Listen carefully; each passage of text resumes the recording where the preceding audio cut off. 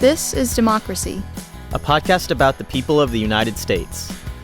A podcast about citizenship, about engaging with politics and the world around you.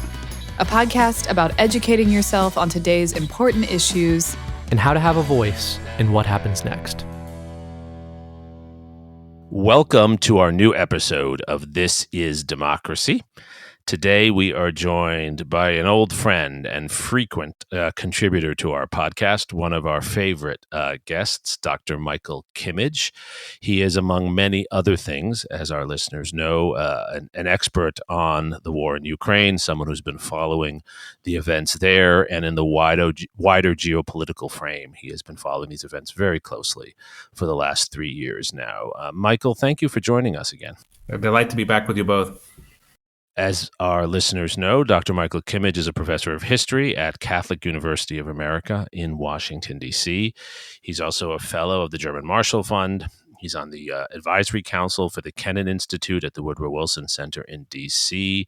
This semester, he's also at the American Academy in Berlin.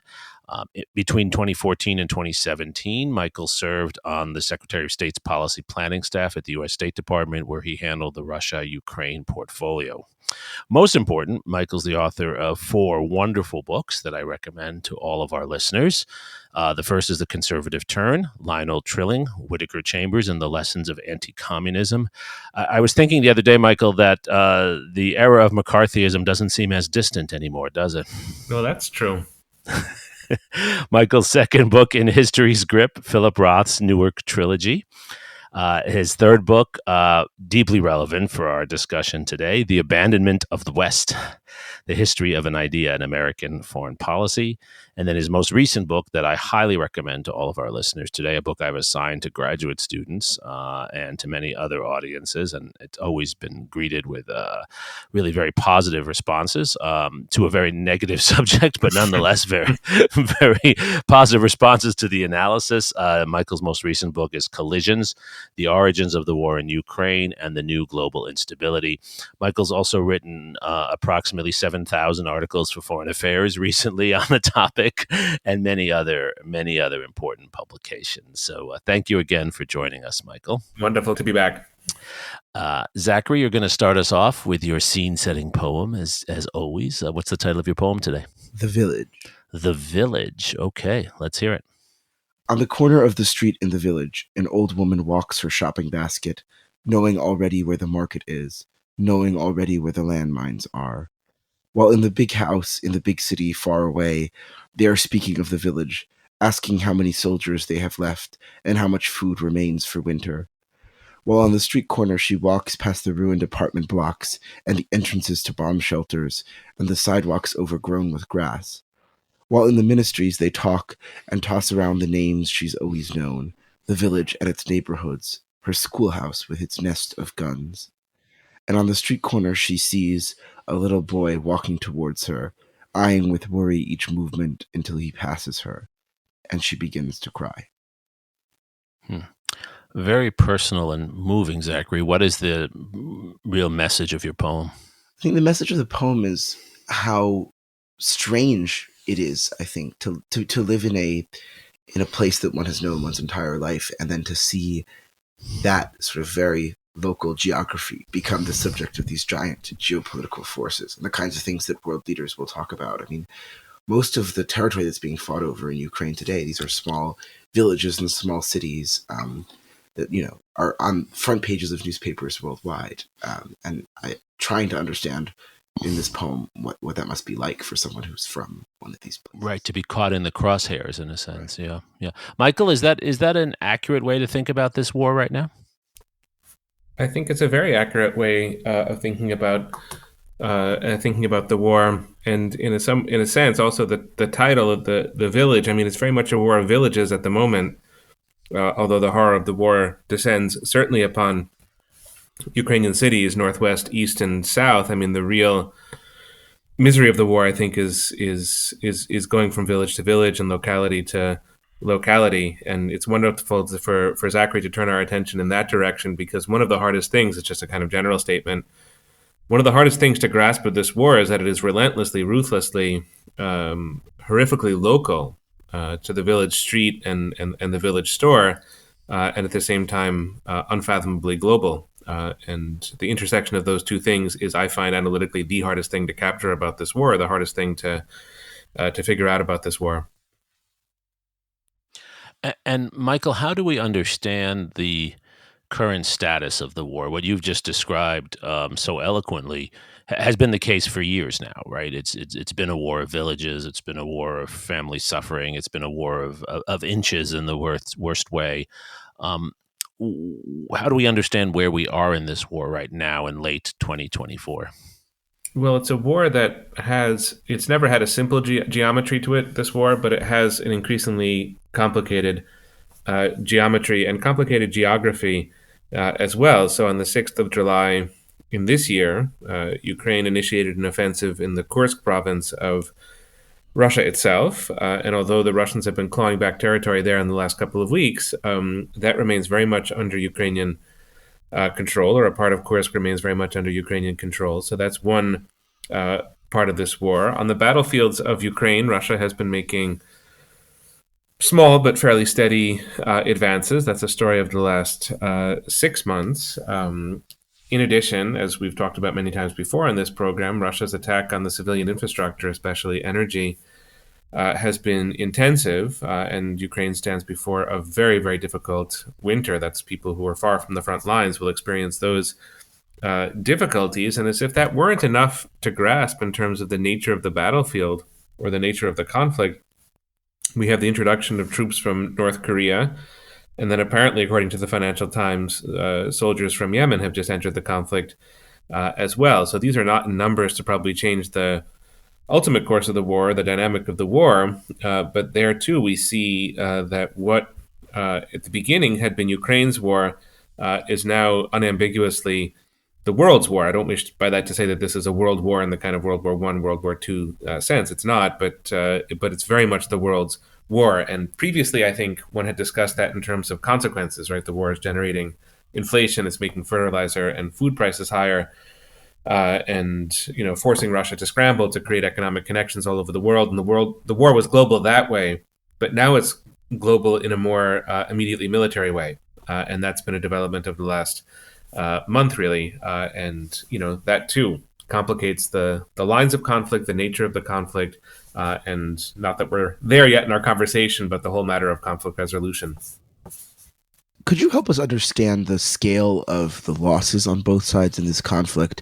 What kind of toll has this conflict taken on Russian society, on Ukrainian society, and obviously financially on the rest of Europe as well? Well, the Russian side, we can kind of start there, and unfortunately, all of the numbers, including the Ukrainian numbers, are sort of hard to verify, and there's a bit of fog of war here in terms of what the ministries announce and the numbers and how accurate they are. But on the Russian side, it's not easy to determine by any means the losses. But one of the dynamics of the last couple of weeks has just been incredible expenditure of human life on very small pieces of territory. So it is true, if Putin wants to tell the story of the war as one of Russian momentum on the battlefield, that's not false.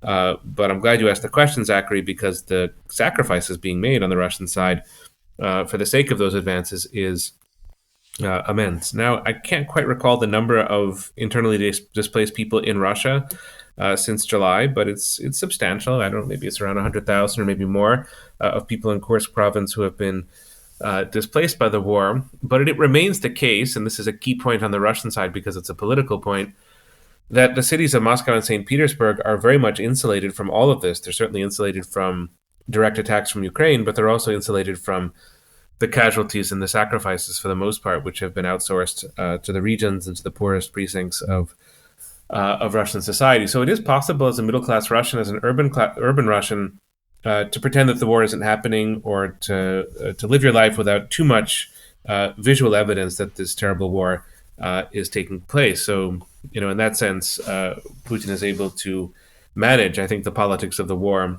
and neutralize some of the populations he might be worried about in terms of political resistance or confrontation. So the Russian side is bad, especially if you're one of these poor people who's been conscripted into fighting and forced to fight, but very unevenly distributed. The pain of the war is very unevenly distributed in Russia. Now, on the Ukrainian side, it's a story that I think we're all kind of familiar with. I mean, you have millions upon millions of IDPs, internally displaced people.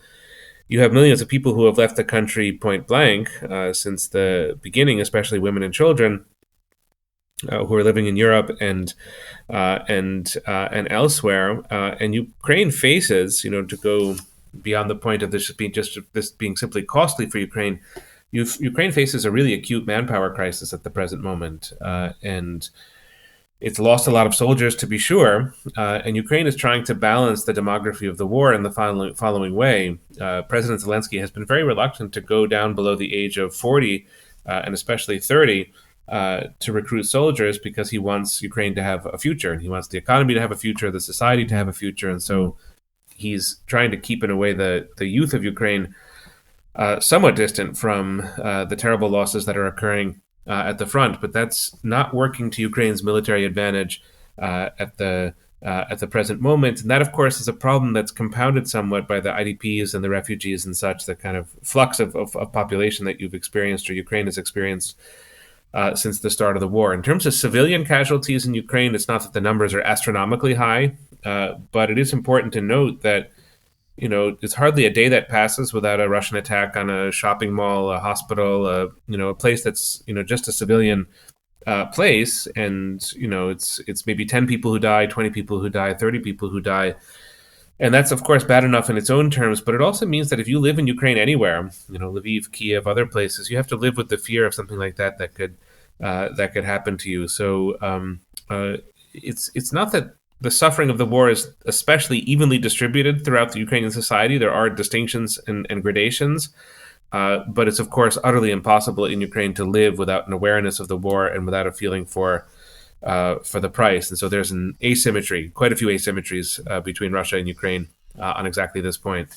Right. It sounds like both societies, Russian and Ukrainian society, are suffering at a level that's very hard for us to understand and get our hands around, but in different ways. And certainly the personal suffering and the devastation of Ukraine has been much greater. Most of the war, 99% of it, is being fought on Ukrainian territory, obviously.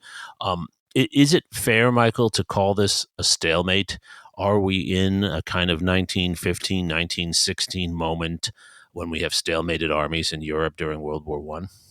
I don't think so, and it's always been a hard word to apply to this war because of the flux and fluidity of the battlefield. I guess in a very basic way, it could be true in that what Russia has not managed to do over the last 6 months is to make any kind of strategic progress on the war for the Russian side. So that indicates a kind of stalemate. And of course, Ukraine is very, very far from going on the counteroffensive. The last counteroffensive of Ukraine was the summer of 2023. And I know, of course, we're going to get to the American election and where U.S. policy may go, but it's not as if Ukraine is gearing up for a counteroffensive. They don't have the manpower and they don't have the materiel at the moment. But there is the Kursk question, which is very much in play.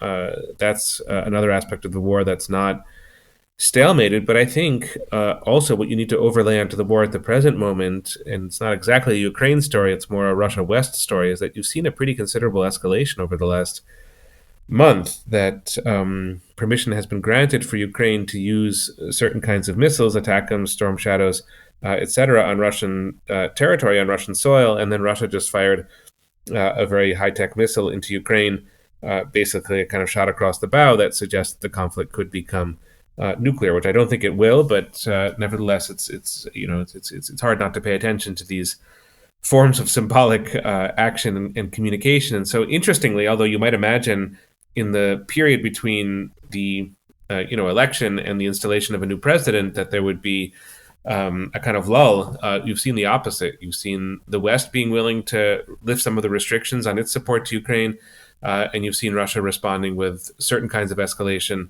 of its own. And in that sense, I think it's really difficult to speak about stalemate. Now, maybe this is the rush to get to negotiations and everybody is struggling to get position. And so it's a kind of tactical temporary escalation, or maybe not. But, the trend line in terms of weaponry and intensity of conflict is not even. It's a trend line that goes up and has been going up really since February 2022 when the conflict began.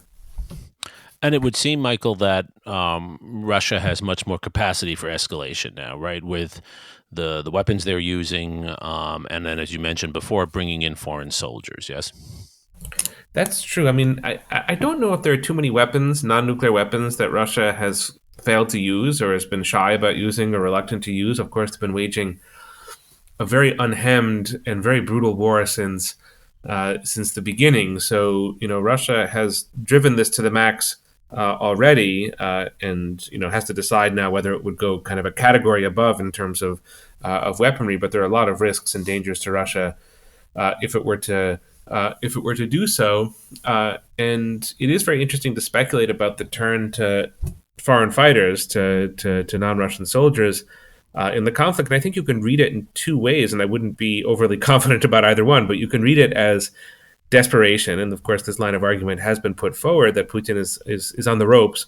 There's inflation in Russian economy. There's discontent with the war and manpower problems on the Russian side, and so they've asked North Korea to help out in this regard. And if the reports are true about Yemeni soldiers, the same from Yemen. But the opposite argument, or a different argument, is that what matters with the soldiers is really not so much the advantage they give to Russia. What matters is the demonstration effect, that this is a signaling to other powers that they could jump in and get involved if they wish to, either because they have a stake in the conflict or because they want to get certain things from Russia in return. But it's also Putin's way of thumbing his nose at the West, which is not going to send its uniformed soldiers into the conflict for fear of escalation. So it's theater of the absurd in a certain way.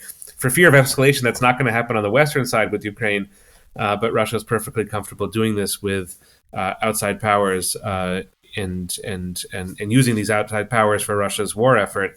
And I think that demonstration effect is in its own way, it's kind of powerful to confront the West about limitations the West has chosen.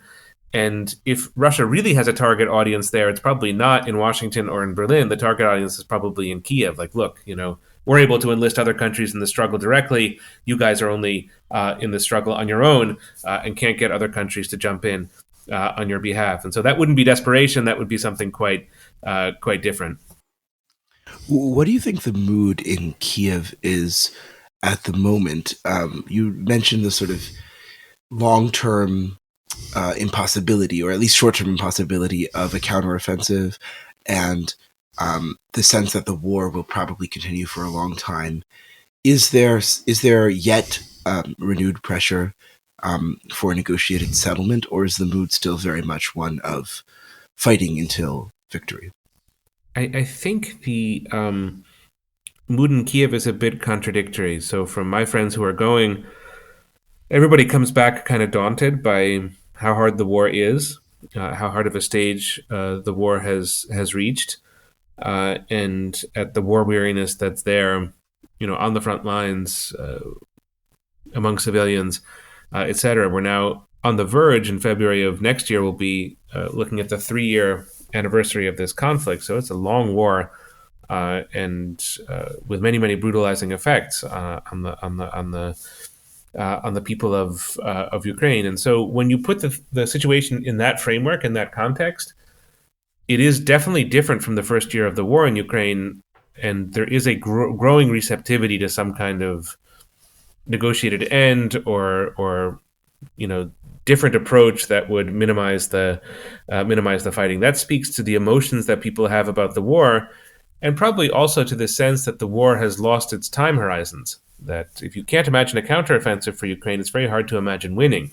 And if you can't imagine winning, what it feels like is a forever war, a kind of endless war on the Ukrainian side. And that's a huge problem for Ukraine's morale. I don't know, Jeremy, well enough the history of the First World War in this regard, but it was a very long war. But I don't think that many of the sides felt like victory was impossible or unachievable, or they're going to have to live with 20 years of trench warfare. But if there was that feeling in the First World War, I think it would have had political consequences. But what makes the situation, contradictory in Kiev is that when people are presented with the options that could be concessions that Putin would accept to end the conflict, there's very little enthusiasm for these options, for these particular concessions that could be the foundation for a negotiated settlement. So I think nobody really knows what Putin is driving for. But for example, some formal recognition of the 4 provinces of Ukraine, the southern provinces of Ukraine that Russia claims are its, and according to the Russian constitution, are Mother Russia, not to mention Crimea. I don't think that Ukrainians would be willing to formally recognize those or sort of formally hand them over to Russia. And even more controversial than that for Ukrainians would be imposed neutrality and the demilitarization of Ukraine, which I do think would be Russian terms, probably categorical Russian terms for ending the conflict. So in a sense, what Ukraine would have to do to appease Russia in this case is to concede a lot of territory and then make Ukraine very vulnerable to reinvasion in the future. And you can understand why that would appeal to Putin. But you can also easily understand why for Ukrainians, those are not conditions they can accept. So psychologically, the appetite is there. The hunger is there for an end to the conflict. That's a new development of the last 6 months or maybe over the last year.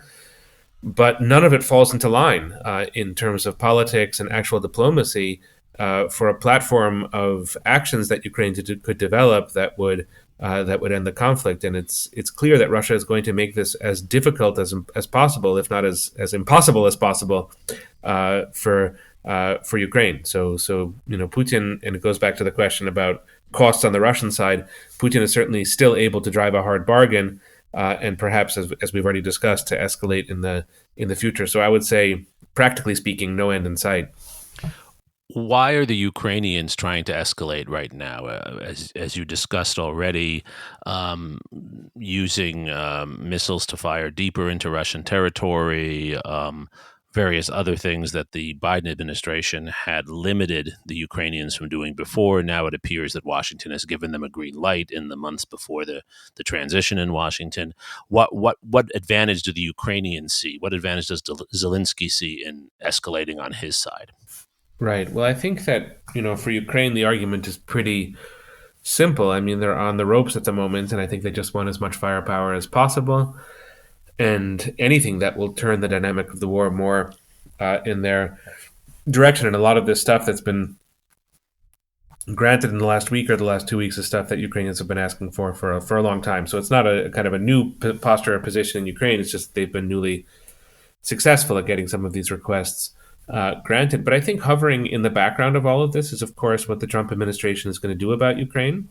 And there are concerns, of course, in Ukraine about what that's going to look like. And so a bit of an extra firepower at the moment is useful. It's also a bit more for the Trump administration to pull back away from if they make that decision. So it doesn't quite force the hand of the new incoming administration in Washington, but it alters the dynamic somewhat. But I think what really matters with the weaponry is not really the practical benefits it gives Ukraine in the short term, and not whatever it does to the incoming Trump administration. The practical payoff of this decision on the part of the Biden White House is really what it's enabled with the Europeans, because Germany especially tends to walk 10 feet behind the U.S. when it comes to the war, and France and Britain are not entirely different. So you did see a change in policy in France and Britain when it came to using missiles, long-range missiles on Russian soil. And it's as if the Biden administration, I think, wanted to open that door. And even if he has to bow out, which he does in the third week of January 2025, he does so having given Europeans a bigger suite of military options. And that, seems like a very sensible thing to do at this juncture in time, given the uncertainties of American foreign policy for the next 4 years, really. And what do you expect from the new American administration? And maybe even more important, Michael, what do the Ukrainians expect? So Ukraine is a little bit surprising in some ways in this regard, in that, you do have a whole set of statements from J.D. Vance and from Donald Trump that are skeptical about Ukraine winning the war, that are skeptical about the war itself, that suggest or strongly suggest that the U.S. is spending too much money on Ukraine and needs to wind this down because of domestic political priorities and concerns about the security situation in the Indo-Pacific. So you have all of that. I think we're all very aware of that. Was the stuff of the campaign, and that's very much on record. We could go back and look at J.D. Vance's New York Times article about the war in Ukraine to get the most relevant data points. And of course, that does create a lot of concern in Ukraine about what's going to happen and whether the Trump administration will go over the heads of the Ukrainians to negotiate with Russia, which is not what Ukraine has wanted from from the beginning. And I think there could be concern as well in Ukraine that the Trump administration will simply be hard to read on this issue, that the statements could be contradictory or just difficult to discern. And that, of course, makes life more difficult for Ukraine. How can it plan? How can it do its budgeting? How can it do its strategic planning if it doesn't know where Washington is trending? But it's not as if there's blanket disappointment about the election of Trump in Ukraine. What I've heard from many people is that Ukrainians were frustrated with President Biden and apparently with Jake Sullivan for, in their view, moving too slowly to provide various weapon systems and to assist Ukraine, and in a different sense for being too predictable and too readable. And so there is, I think, a kind of optimism, or there's a certain amount of hope in Ukraine that Trump will be more unpredictable, and that perhaps his toughness, such as it is, will be an advantage in terms of dealing with Putin. And so it's as if in the Ukrainian calculus at the moment is as if it's worth rolling the dice, because the current situation, the status quo, is not good for Ukraine and could spell out Ukraine's long-term loss of the war. And so Trump is that roll of the dice, and you kind of hope it comes up double sevens or something like that to continue the metaphor. But there's that view in Kiev as well. And maybe a sense that Zelensky is good at dealing with Trump and that he's persuadable. And, I think also the Rubio-Waltz appointments might be regarded also with a bit of enthusiasm or a bit of hope in this respect. So we're all trying to read the tea leaves, the three of us, and in many countries, Ukraine included, and you can kind of read the tea leaves with enough ambiguity to perhaps think in two ways about what's going to happen: the worst case scenario and the not so bad case scenario. But any hope for Trump helping Ukraine must be about some kind of settlement, right? It's hard to imagine the Trump administration committing to continued long-term military support on the scale we've seen in recent years. And it's hard to imagine Germany and other European countries continuing in that way. Is that accurate? I'm not so sure. I think, let me just try to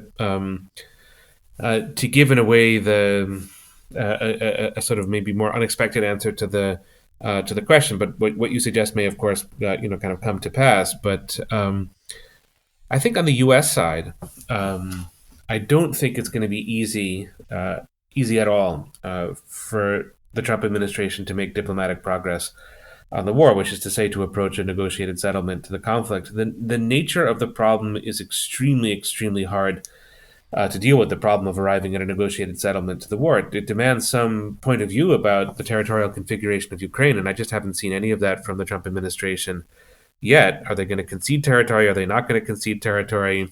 If they do concede territory, does that come with security guarantees for Ukraine or not? These are big questions, and I don't think the U.S. can kind of waltz in and try to solve the problem without having a position on those questions. And I don't think that the Trump team is there yet. I also think, as a matter of process, it's going to be hard, to develop the expertise necessary to come up with a solution to the problem. Where's the group of people that can kind of do that at the moment? And if they're not there now, and if they're only there in 6 months, maybe that's too late. And I think there are a lot of ways in which the U.S. is an important variable in the war in Ukraine, but it's not the most important variable, to the extent that it can just Richard Holbrooke style kind of end a war in Eastern or Central Europe. I don't know if that's in the capacity of any American president, whether Trump, Biden, Harris, or anywhere else. So if you take that as a given or as a likelihood, then you can sort of ask the question about Trump administration policy toward Ukraine is really what happens when the phase of diplomacy doesn't pan out.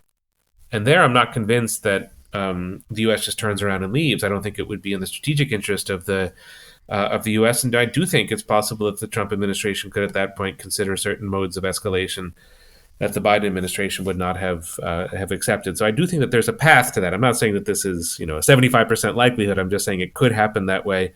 And nothing at the moment is really mandated. On the European side, I think that there's a lot of stuff that Europe can do that's not contingent and dependent on the United States.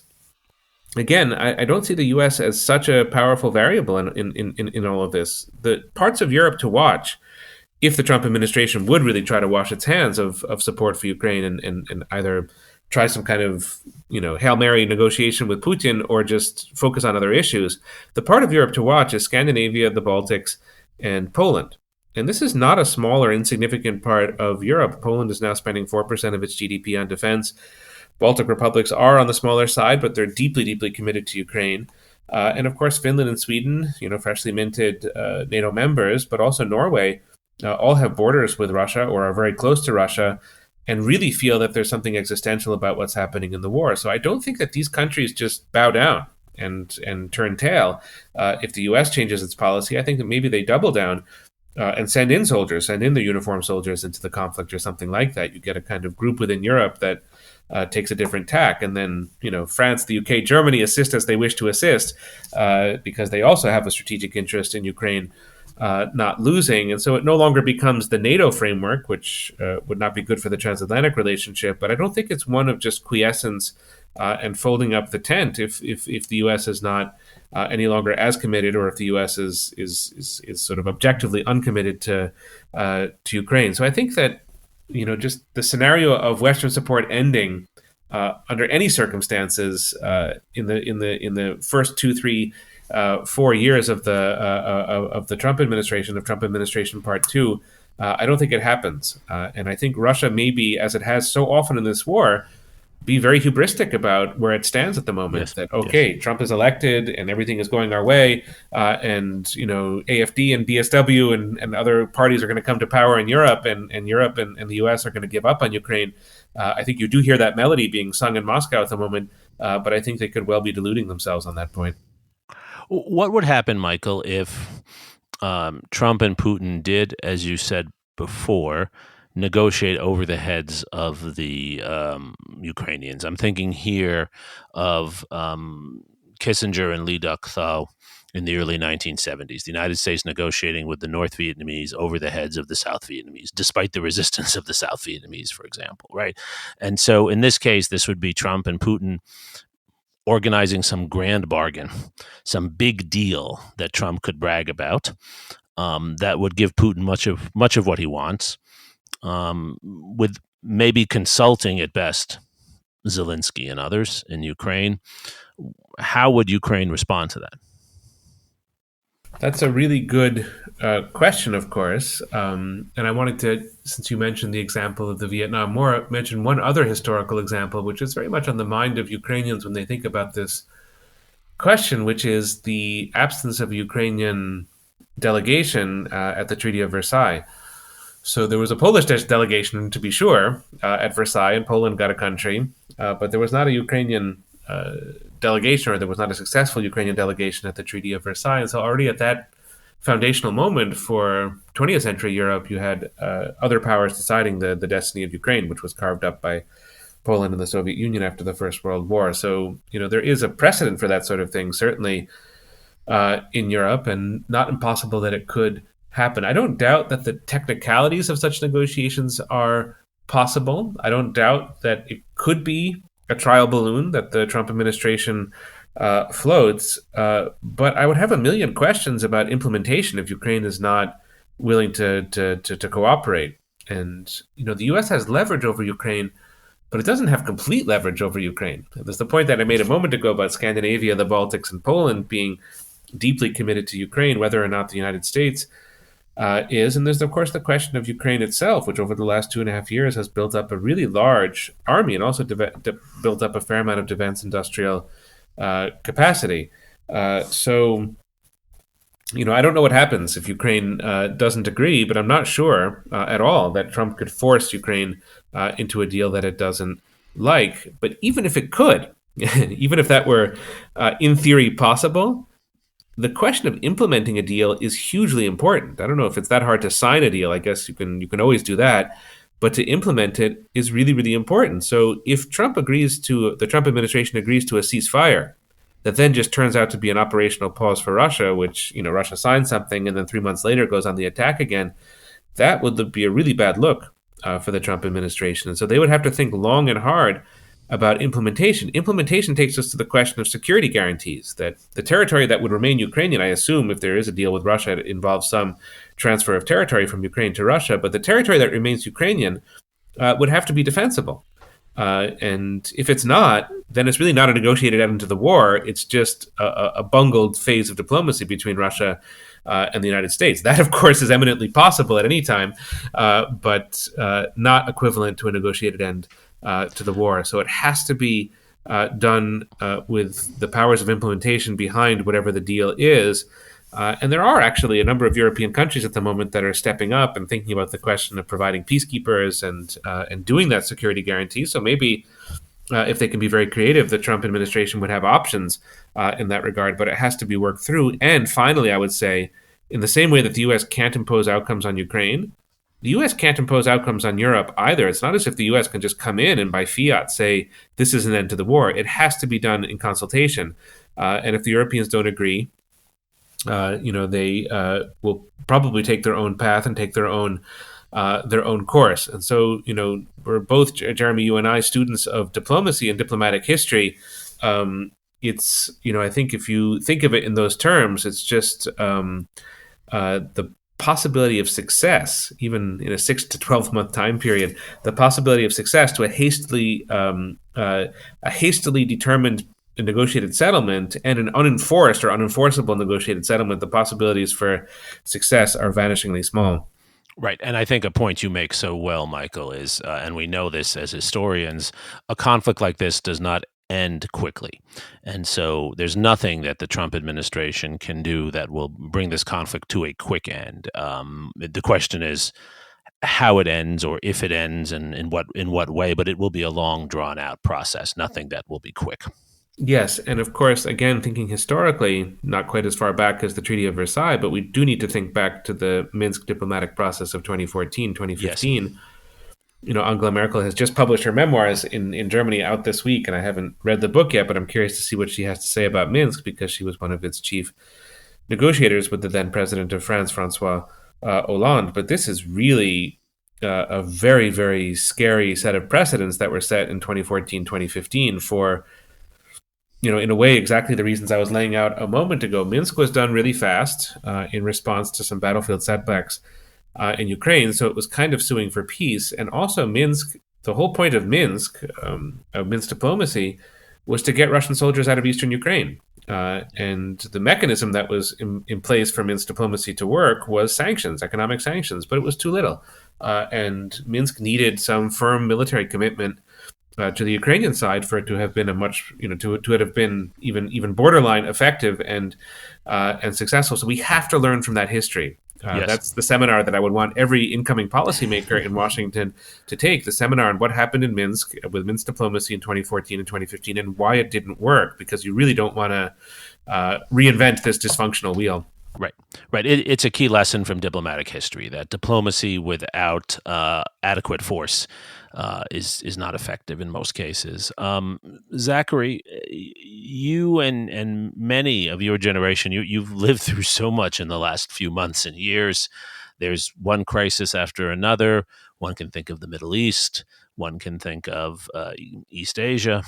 Of course, our own issues within the United States. What do thinkers of your generation, young men and women, what are they thinking about Ukraine now? How do they look at the war? Does it match up with what Michael's describing? What do you think? I think in many ways it doesn't. I think a lot of young people, like many Americans, are probably either tired of hearing about the conflict or ignoring the conflict entirely. But I also think there's another more positive story, which is that American understanding of Ukraine and American connections to Ukraine, I don't think have ever been as high as they are now. Mm. I mean, just personally, like at Yale, like there are tons of Ukrainian students in my year, and I think just having such a visible Ukrainian presence on college campuses, in American institutions, I think that will have a large impact in the long run. And I do think at the very least, there's more of an understanding of Ukraine as a sort of distinct political and cultural entity. Interesting. Michael, that would be my last question to you. How should we be educating our fellow Americans and and others, or fellow Europeans, about this conflict? Because I do think what Zachary said at the start of his answer is certainly true. People have, and to some extent, grown a little tired or a little numb to this conflict outside of the region. And although we have lots and lots of people around us reminding us every day, over time, it's something that's become less urgent, I think, in the thinking of many people, especially when there are other issues on the table. Right. So how should we be educating fellow Americans, fellow Europeans about this? Well, it's a crucially important question, and one thing that comes through to me in the history of the region of Eastern and Central European, the story of diplomacy and security in this part of the world over the last 120 years, or maybe over the last several hundred years, is that I don't know if it's really a soluble problem how to figure out a stable order for Eastern and Central Europe. Certainly nobody has really done it so far. So I think it's very important to study the history of the region to understand why that's the case. Eastern Europe being, in part by contrast with Western Europe, a place with a thinner history of nation states, and also a place that, for good historical reasons, has this incredible overlap of populations, languages, religions, ethnicities, which is one of the beautiful things about Eastern Europe in one frame of reference, but has made it incredibly difficult to figure out in terms of security, peace, order, stability, and such. And so, in a way that's tragic for the region, the history of Eastern and Central Europe is really the history of empires, and the history of Western Europe is a bit more the history of nation states. And these empires in Eastern and Central Europe have tended to overlap and to get into conflict and to generate wars, and that's a dynamic that you see behind both the First World War, the Second World War, and also in a way behind the Cold War as well. I don't think that that's cause for despair. It's not that I would want American students or citizens or readers to encounter that history and say, well, this is just an impossible part of the world, right? As people feared that would be said about the Balkans in the 1990s, sort of so full of ghosts and fanatics that you'll never solve the problem. That's not what I have in mind.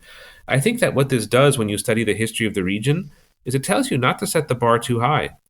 If we say that we either succeed in the region, we win, Zelensky, the good guy wins, and we all kind of ride off into the sunset, or, it's just too intractable, too difficult, let's, move on to other conflicts where we think the margin of victory is greater. If we make that the two polarities of our understanding or analysis assessment of the situation in Eastern and Central Europe, not just Ukraine, but the whole region, we'll be making a terrible mistake. In some ways, what the U.S. has done over the last 2.5 years, and very much with its European allies and partners, of course, is really remarkable.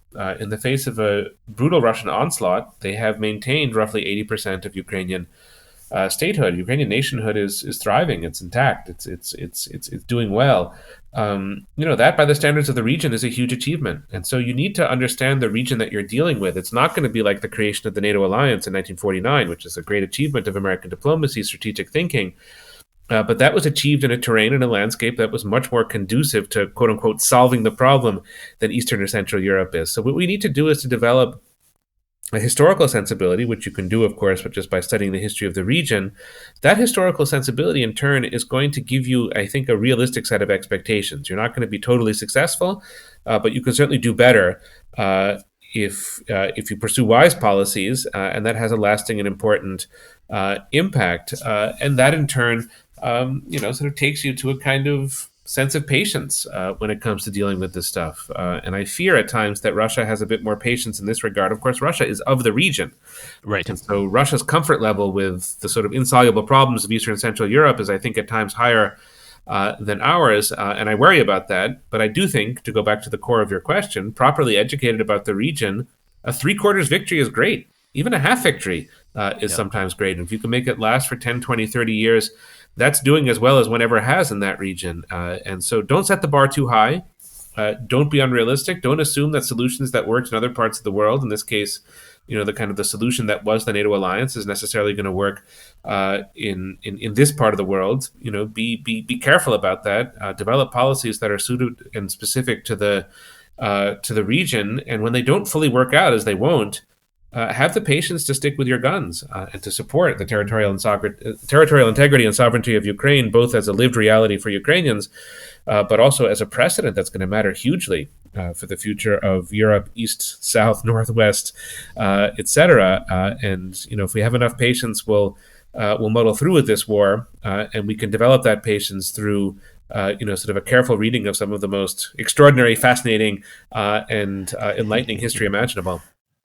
Michael, that said so well, and there's so much truth in that. You're echoing, of course, the wisdom of so many major diplomatic figures, from Bismarck through George Kennan and Henry Kissinger, all of whom have in a sense criticized the American desire for commitments that are on and off switches, where we turn it on and put 100% effort and then get what we want and then turn it off. And what you're saying is it's not an on or off switch. It's not binary support or non-support.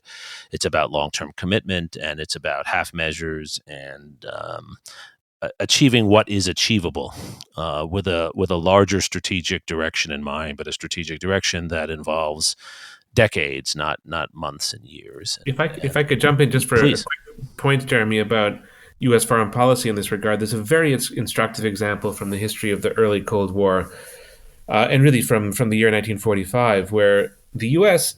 was forced, correctly, I think, in terms of what U.S. capacity was, it was forced to accept that there was a Soviet sphere of influence throughout much of Eastern and Central Europe. That was a consequence of the Second World War, and the Red Army was there, and there really wasn't much that the U.S. could do about it. And the U.S. was also forced to accept that the Baltic republics in 1945 lost their sovereignty and independence and were absorbed directly into the Soviet Union. And yet, what the U.S. did in the city of Washington was to keep the 3 Baltic embassies as the sovereign property, the territory and property of the Baltic republics that, in a certain sense, didn't exist in those years. And so what it means, I think, in terms of diplomatic or strategic thinking on the part of the U.S., maybe it was a bit of sentiment and emotion as well. But in terms of diplomatic and strategic thinking, it meant that the U.S. was able to operate on 2 planes at that moment. They were able to say, well, okay, the strategic situation in Europe is such that we can't go as far as we would wish. We would want to do more. We would want to see the Baltic republics independent, democratic, et cetera. But we don't have the power to arrange that outcome today, right now, at the present moment. But we can envision a future where that's different. And we can, on this other track, think of something that's maybe aspirational, better than the present moment, and we don't want to give up on that. And we can have a lot of patience. And, those embassies stayed shuttered in D.C. for about 40, 45 years. But then, of course, were opened when those countries did achieve their independence, and those are the embassies that you would go to today in Washington if you were to go to an event at the Latvian, Estonian, or Lithuanian embassy. So let's keep that 2-track thinking alive, that you are where you are at the present moment, but you can imagine things in a somewhat different groove and perhaps in a better groove. And I can't think of anything that matters more for the war in Ukraine at the present moment. If we succumb to despair, fatalism, or even to disinterest, as Zachary is warning about, then the chances of losing this war are so much greater. So, a kind of careful optimism in the background, in the horizon, over the horizon, is essential. And it's something that the U.S., as I'm trying to say, sort of something that the U.S. was able to do back in 1945 when the Cold War was, engulfing Europe and a lot of things looked really bleak. Yep. Realistic compromise with higher aspirations to continue striving for. And yes. Maybe that's really the secret of diplomacy, pragmatism and compromise, but larger goals that are not forsaken. And you gave a great example with the maintenance of those embassies, what we used to call captive nations, right, Michael? Right. Michael Kimmage, as always, it has been insightful and really thought-provoking to have you on. You've not only given us a sense of where this terrible war is right now, you've provided a mapping of the geopolitics, and you've given us a sense of the many pathways forward, pathways that won't take us directly to democracy, but hopefully keep hopes for democracy alive. So, Michael, as always, thank you for lending us your time and insights today. Well, thank you so much, Jeremy and Zachary. Thank you so much for your questions and for taking us mentally to the villages where, much of the worst suffering is being felt, and reminding us that wars that are wars of strategies and doctrines and historical precedents are more than anything wars of real people. So thank you, Zachary, for taking us to that exact space. Yes, Zachary, you've reminded us yet again that it takes a village in so many ways. And so thank you for your poem and your insights, Zachary. Thank you most of all to our loyal listeners and loyal subscribers to our Substack for joining us for this episode of This Is Democracy. This podcast is produced by the Liberal Arts ITS Development Studio and the College of Liberal Arts at the University of Texas at Austin. The music in this episode was written and recorded by Harris Houdini. Stay tuned for a new episode every week. You can find This Is Democracy on Apple Podcasts, Spotify, and Stitcher. See you next time.